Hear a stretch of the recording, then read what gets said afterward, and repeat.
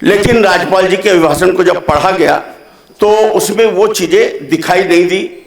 वो integrated plan की तो बात ही नहीं रही। हमने मामा भांजा का युग देखा, लक्ष्मी लाडली का युग देखा, बहनों का युग देखा, जैविक का देखा। ये जो जीभ की जलेबी है ना, और शब्दों का जलपान, ये बड़ा प्रभावी है। इसका असर भी देखा, सत्ता पाने का वो भी देखा, और वहां से अब हम आज उद्योग खेल रहे हैं।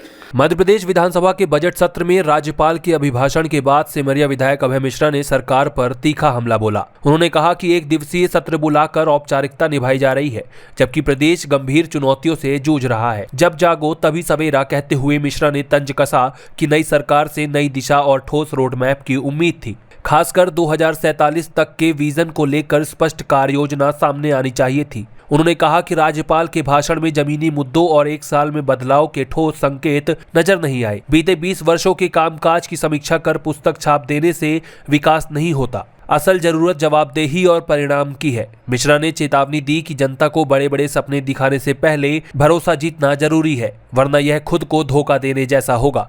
लाडली लक्ष्मी जैसी योजनाओं का जिक्र करते हुए उन्होंने कहा कि अब समय घोषणा का नहीं बल्कि प्रभावी क्रियान्वयन का है।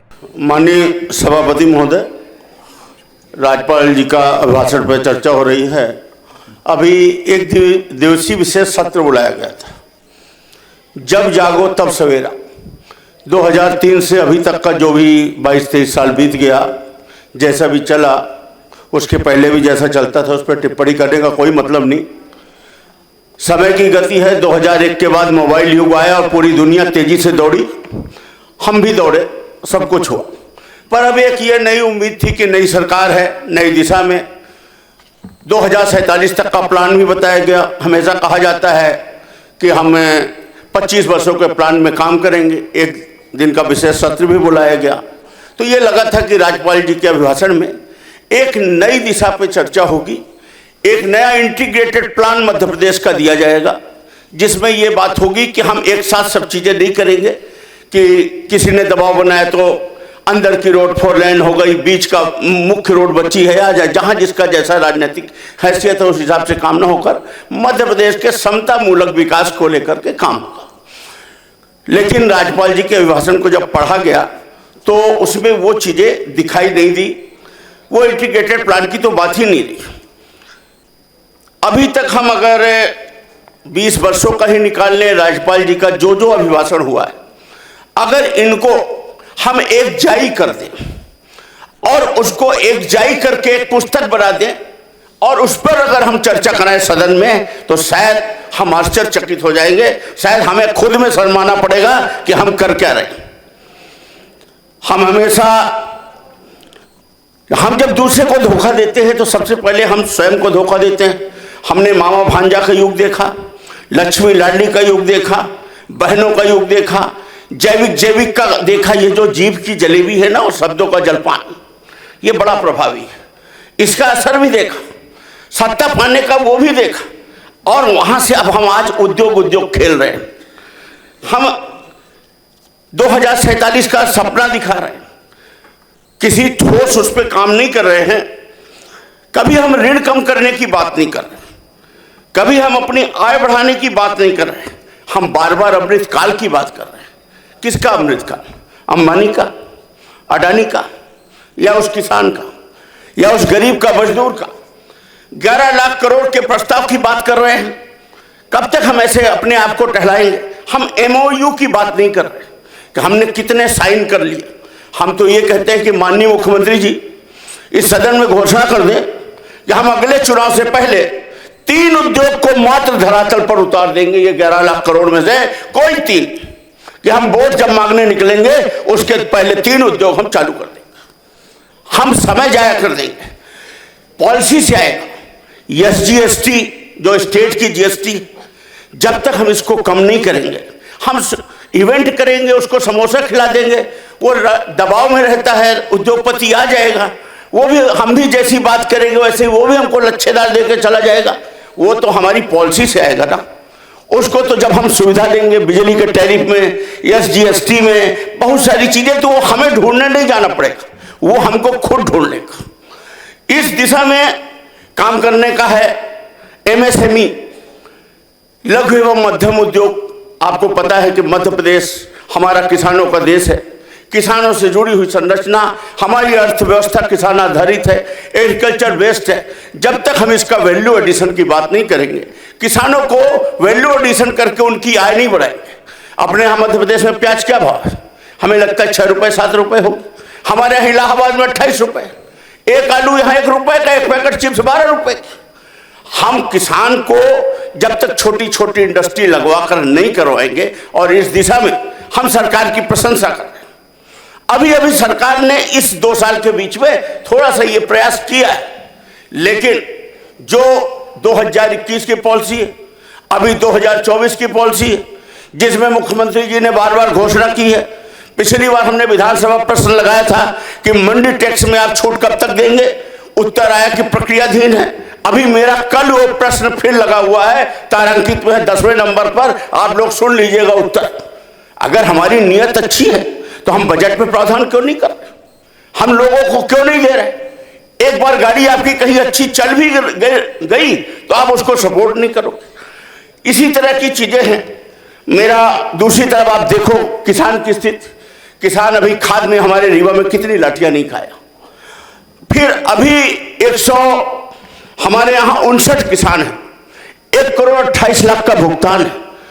इन किसानों ने अपना वहां बेचा हुआ है उपार्जन केंद्रों में, ये अपना मूल भुगतान चाह रहे हैं कि हमारा मूल भुगतान कर दो, जो हमने बेचा है लाठियां खा के, सरकार नहीं दे पा रही।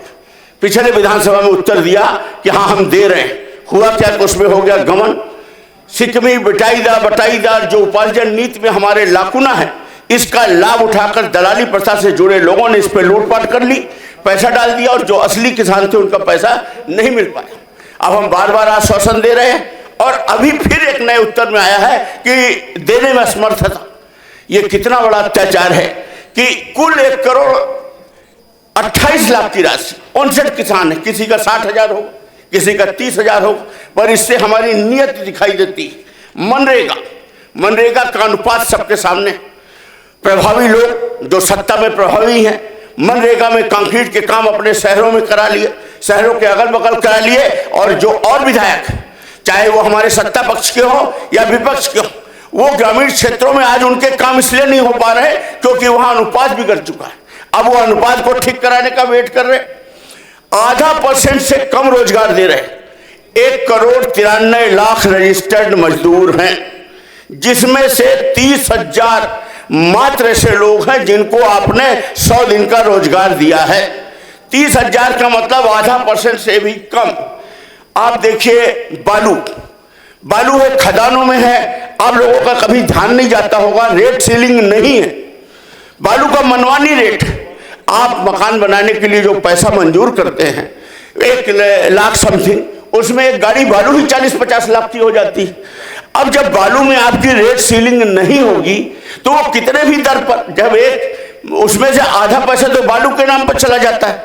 सीधी में आपने खदान का नीलामी की, एक सहकार ग्लोबल कंपनी ने लिया, उसने हाई कोर्ट से स्टे ले लिया, बाकी जगह की उसमें ताकि कोई तीसरा न घुस पाए, बाकी जगह उसने किया, वकील खड़ा कर दिया। आज भी 82 करोड़ रुपए जमा नहीं हुए, उसका कुछ नहीं हुआ।